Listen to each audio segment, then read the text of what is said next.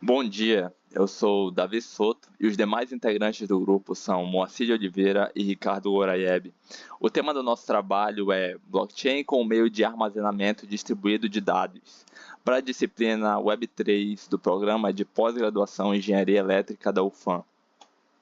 Gostaríamos de iniciar essa apresentação com um caso de uso de armazenamento de dados hídricos. Trata-se de um trabalho apresentado na 12ª SECT do ICE, com o tema Utilização de blockchain como meio de armazenamento de dados hídricos da Bacia Amazônica. Sobre as motivações do trabalho. A Bacia Amazônica ela é de suma importância para a população amazonense e é tema de estudos estatísticos. E o Sistema Nacional de Informações sobre Recursos Hídricos reúne esses dados, mas essa abordagem apresenta alguns desafios, como uma possível indisponibilidade, lacunas nas séries históricas, a possibilidade da falta de transparência e até mesmo o risco de alterações desses dados. E falando sobre infraestrutura, altos custos podem estar atrelados e a centralização pode ser problemática, já que desastres podem ocasionar na perda definitiva desses dados. É aí que a blockchain entra como uma solução, já que ela consegue provisionar uma infraestrutura de fé pública e garante os princípios CIA de confidencialidade, imutabilidade e disponibilidade. Agora, sobre o procedimento. Foi utilizada a rede BSV por conta do seu baixo custo e registro on-chain. As transações foram realizadas na testnet e os dados utilizados foram coletados do Sistema Nacional. Tratam-se de dados da Bacia do Rio Amazonas, da data de 1/9 até 30/9 de 2025. Dados esses reunidos em um arquivo .zip, tratam-se de CSVs de tamanho médio de 1,7 MB. As ferramentas utilizadas foram a WebSV Menu para manipulação e envio de transações e a Watson Chain para explorar as transações enviadas. Agora eu vou fazer uma pequena demonstração do procedimento utilizado. Bom, o primeiro passo é entrar na WebSV Menu. Aqui nós selecionamos a testnet e inserimos a nossa chave privada. Logo em seguida, nós navegamos aqui no menu Satoshi to Peer, depois Data on Chain e depois Write Data. E aqui nós inserimos o nosso arquivo. Nesse caso, eu inseri o arquivo Rio Amazonas registros.zip e ele vai gerar um TXID e o link da Watson Chain. Nós podemos explorar aqui na Watson Chain essa transação. Foi uma transação que teve um tamanho de aproximadamente 1,7 MB. E logo em seguida nós podemos extrair os dados da blockchain por meio também do WebSV Menu. Basta colocar o TXID da transação, apertar em Read e depois fazer o download dos dados.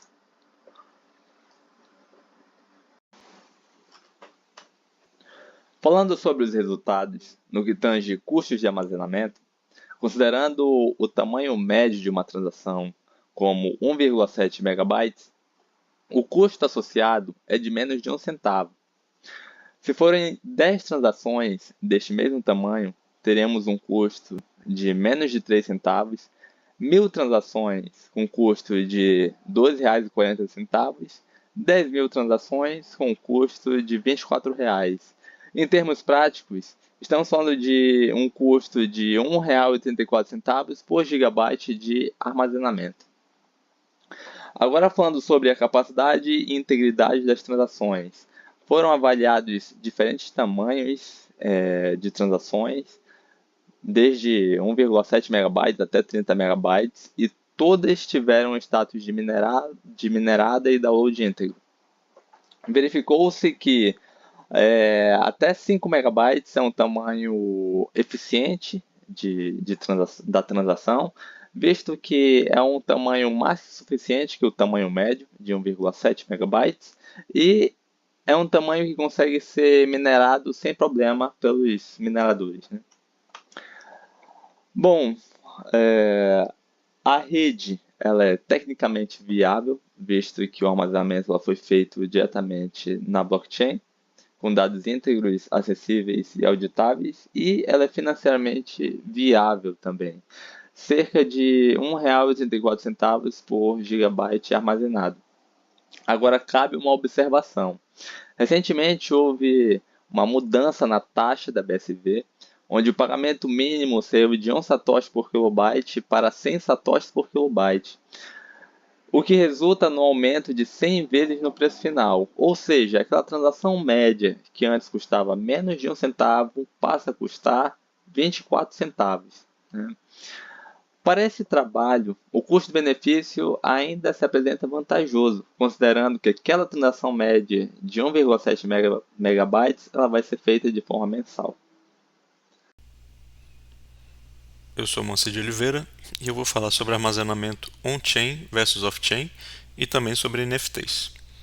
No armazenamento on-chain, os dados são armazenados diretamente na blockchain, ou seja, os bytes do arquivo que eu desejo compartilhar, eles vão junto com a transação na blockchain. Isso torna o conteúdo imutável, rastreável e descentralizado, assim como todas as transações na minha blockchain. Porém, ele pode ter um custo elevado nas redes que não foram projetadas para receber um volume muito grande em termos de tamanho de transação, como Ethereum e Solana. Já os dados off-chain, a blockchain armazena apenas um hash ou um link ou uma URL de um determinado arquivo, ou seja, armazena apenas metadados. Os dados, de fato, são armazenados em serviços de terceiros, como IPFS, Arweave ou outros serviços de cloud. Isso torna esse tipo de armazenamento mais viável para as redes de contrato inteligente. Dada a necessidade de armazenamento e distribuição e propriedade de arquivos, foram criadas as NFTs, que são chamados de Non-Fungible Token. Uma NFT é um registro único na blockchain que comprova a propriedade de um ativo digital.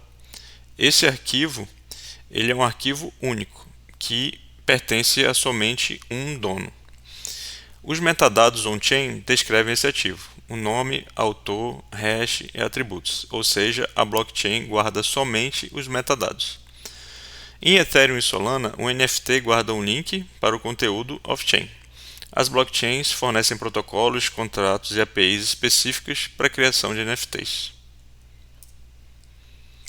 Aqui vemos um exemplo de um NFT que ficou muito famoso. Ele foi criado pelo grupo Bored Ape Yacht Club. E esse NFT ele ficou famoso porque ele foi comprado pelo jogador Neymar. Aqui nós podemos ver que se trata de uma imagem, uma obra que pode ser considerada uma obra artística. Porém, essa imagem ela não está armazenada na rede Ethereum.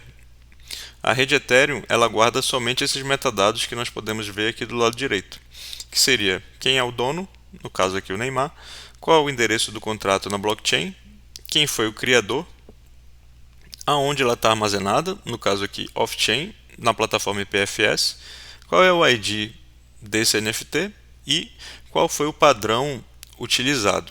Nesse caso, esse NFT ele foi criado seguindo o padrão ERC721. O padrão ERC721 ele é o padrão oficial de tokens não fungíveis na blockchain Ethereum. Cada token ERC721 é único, identificado por um token ID e pertence a um único endereço, que é chamado de owner. Ele é baseado em smart contracts e escritos em Solidity. O padrão ERC1155 foi criado para permitir a distribuição de contratos com tokens fungíveis e não fungíveis, ou seja, o 721 é focado em arquivos únicos que pertencem a somente um dono.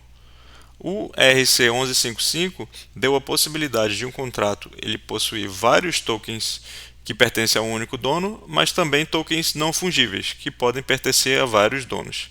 Exemplo, um item de um jogo de videogame. Ele pode ser comprado por vários jogadores diferentes, ou seja, ele se torna um item não fungível. E a ERC1155 ela permite ter na minha blockchain também contratos com ambas as possibilidades. Aqui eu trouxe um exemplo de como é um contrato RC721 e ele tem vários métodos para transferências e ownership e aprovações, e também tem alguns eventos aqui onde eu posso saber quando a minha NFT foi transferida e sobre as aprovações também. Já na blockchain Solana é utilizada a API Metaplex, que é um conjunto de protocolos e padrões abertos para criação e gerenciamento de NFTs na blockchain Solana. Ela é equivalente à RC721 e à RC1155 da Ethereum, mas otimizado para baixo custo e alta performance, e é a base de todos os grandes projetos NFT na rede Solana. Também compatível com os marketplaces e carteiras Solana. Os metadados e as mídias são armazenados de forma off-chain, através das plataformas Arweave e IPFS. E uma grande característica da Metaplex é que ela oferece uma grande variedade de ferramentas para desenvolvedores. Já que eu não vou armazenar meus dados na blockchain, aonde eu posso armazenar os meus dados? Quando a gente pensa em blockchain, algumas características vêm à nossa mente, como por exemplo, descentralização, proteção contra possíveis censuras, e se eu quero armazenar meus dados de forma off-chain, é importante que eu tenha alguma dessas características preservadas, dependendo, é claro, do meu caso de uso. Algumas plataformas de exemplo são a Arweave, que é uma blockchain própria para armazenamento permanente e é o serviço default da Metaplex. A IPFS, que é chamada de Sistema de Arquivos Interplanetários, é um sistema de arquivos baseado em P2P ou peer-to-peer.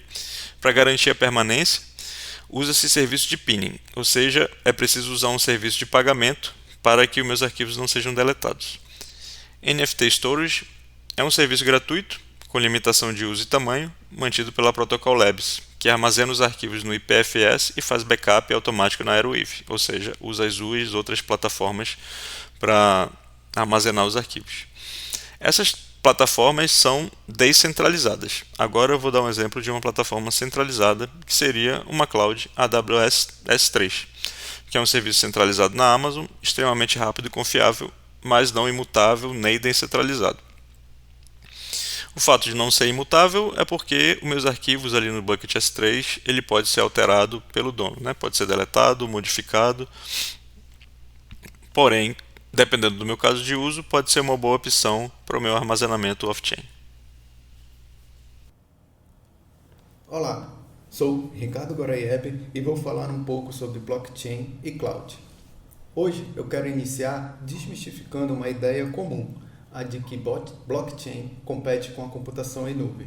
Muita gente vê essas tecnologias como rivais, mas isso é um erro de perspectiva. Elas têm propósitos diferentes e, quando usadas juntas, podem criar sistemas mais seguros, resilientes e confiáveis.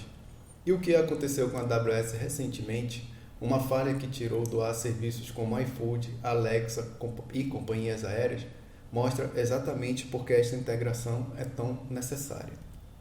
Recentemente, a AWS, uma das maiores plataformas de cloud do mundo, sofreu uma falha grave. A região US East 1, uma das mais utilizadas, teve uma interrupção causada por problemas de DNS. Isso afetou serviços que usamos todos os dias, iFood, Mercado Livre, Alexa e até companhias aéreas como Delta e United Airlines. O banco de dados DynamoDB ficou inacessível e, com isso, milhares de aplicações ficaram fora do ar. Este evento mostra como estamos vulneráveis e o quanto dependemos de uma infraestrutura centralizada. Basta um ponto falhar para que o impacto seja global. A nuvem é poderosa e isso não podemos negar. Ela oferece escalabilidade, velocidade e flexibilidade, mas ela é centralizada. Isso significa que, se o servidor principal falha, tudo pode parar. Foi o que vimos recentemente com a AWS. Já a blockchain, ela funciona de forma distribuída.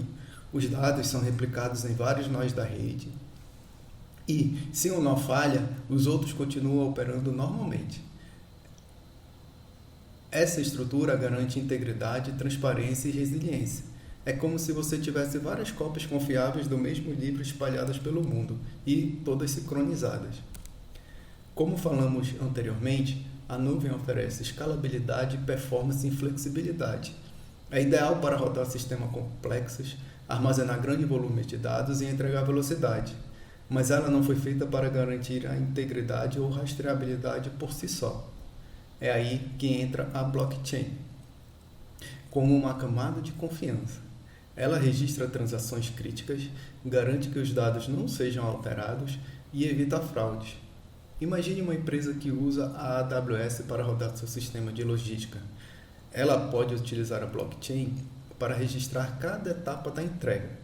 Assim, se a AWS cair, como vimos recentemente, os registros na blockchain continuam acessíveis e confiáveis, pois essas informações de entrega serão distribuídas em vários nós, aumentando a resiliência e a transparência.